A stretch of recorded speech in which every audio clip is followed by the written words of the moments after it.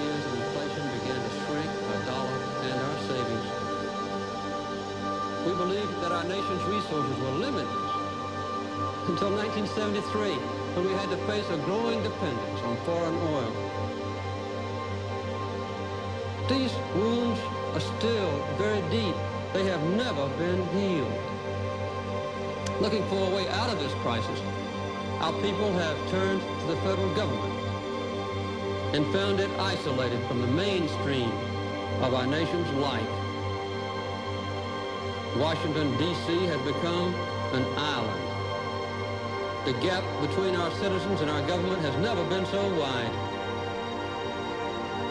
The people are looking for honest answers, not easy answers, clearly to show, not false claims and evasiveness and politics as usual.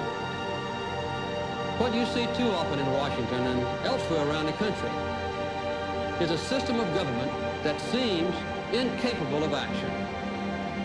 You see a Congress twisted and pulled in every direction by hundreds of well-financed and powerful special interests. You see every extreme position defended to the last vote, almost to the last breath, by one unyielding group or another. You often see a balanced and a fair approach that demands sacrifice, a little sacrifice from everyone, abandoned like an orphan, without support and without friends.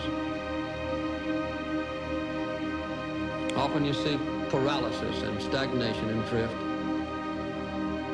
You don't like it, and neither do I.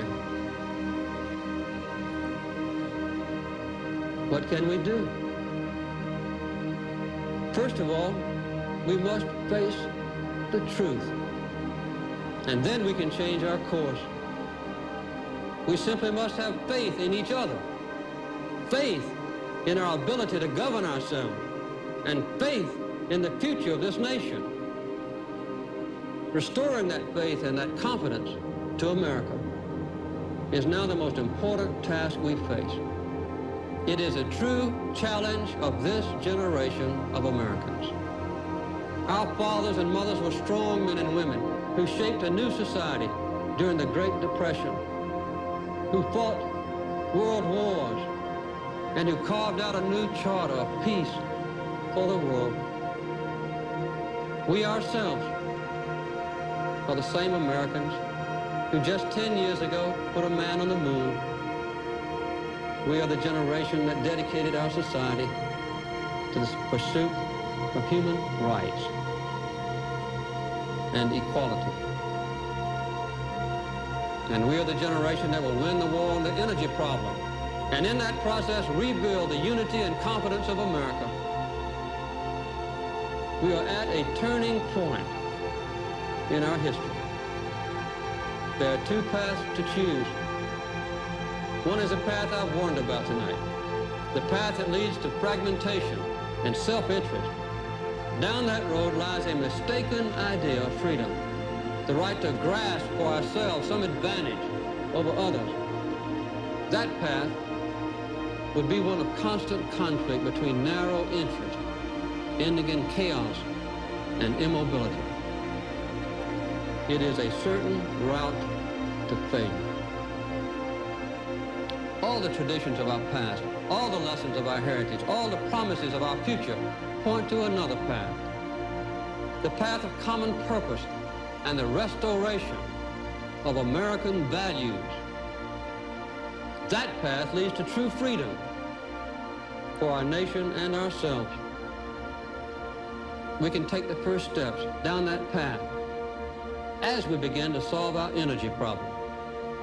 Energy will be the immediate test of our ability to unite this nation, and it can also be the standard around which we rally. On the battlefield of energy, we can win for our nation a new confidence, and we can seize control again of our common destiny. In little more than 2 decades, we've gone from a position of energy independence to one in which almost half the oil we use comes from foreign countries. at prices that are going through the roof. Our excessive dependence on OPEC has already taken a tremendous toll on our economy and our people. This is the direct cause of the long lines which have made millions of you spend aggravating hours waiting for gasoline. It's the cause of the increased inflation and unemployment that we now face. This intolerable dependence on foreign oil threatens our economic independence and the very security of our nation. The energy crisis is real. It is worldwide. It is a clear and present danger to our nation. These are facts, and we simply must face them. I will soon submit legislation to Congress calling for the creation of this nation's first solar bank, which will help us achieve the crucial goal of 20% of our energy coming from solar power by the year 2000. These efforts will cost money, a lot of money. And that is why Congress must enact the windfall profits tax without delay. It will be money well spent, unlike the billions of dollars that we ship to foreign countries to pay for foreign oil. These funds will be paid by Americans to Americans. These funds will go to fight, not to increase inflation and unemployment. I'm proposing a bold conservation program to involve every state, county, and city, and every average American in our energy battle. This effort will permit you to build conservation into your homes and your lives at a cost you can afford. I ask Congress to give me authority for mandatory conservation and for standby gasoline rationing. To further conserve energy, I'm proposing tonight an extra $10 billion over the next decade to strengthen our public transportation systems.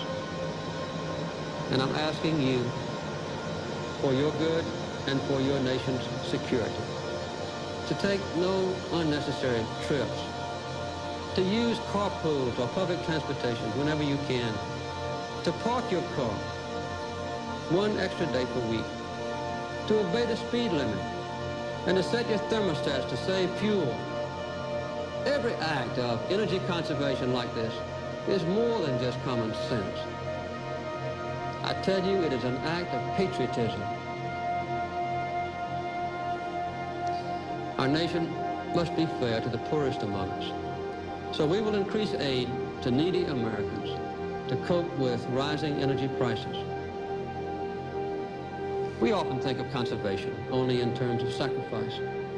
In fact, it is the most painless and immediate way of rebuilding our nation's strength. Every gallon of oil each one of us saves is a new form of production. It gives us more freedom, more confidence, that much more control of our own lives. So the solution of our energy crisis can also help us to conquer the crisis of the spirit in our country. It can rekindle our sense of unity, our confidence in the future, and give our nation and all of us individually a new sense of purpose. I do not promise you that this struggle for freedom will be easy. I do not promise a quick way out of our nation's problems, when the truth is that the only way out is an all-out effort. What I do promise you is that I will lead our fight, and I will enforce fairness in our struggle, and I will ensure honesty. Little by little, we can and we must rebuild our confidence. We can spend until we empty our treasuries, and we may summon all the wonders of science, but we can succeed only if we tap our greatest resources: America's people, America's values, and America's confidence. In closing, let me say this. I will do my best, but I will not do it alone. let your voice be heard. Whenever you have a chance, say something good about our country. With God's help and for the sake of our nation, it is time for us to join hands in America. Let us commit ourselves together to a rebirth of the American spirit, working together with our common faith. We cannot fail. Thank you and good night.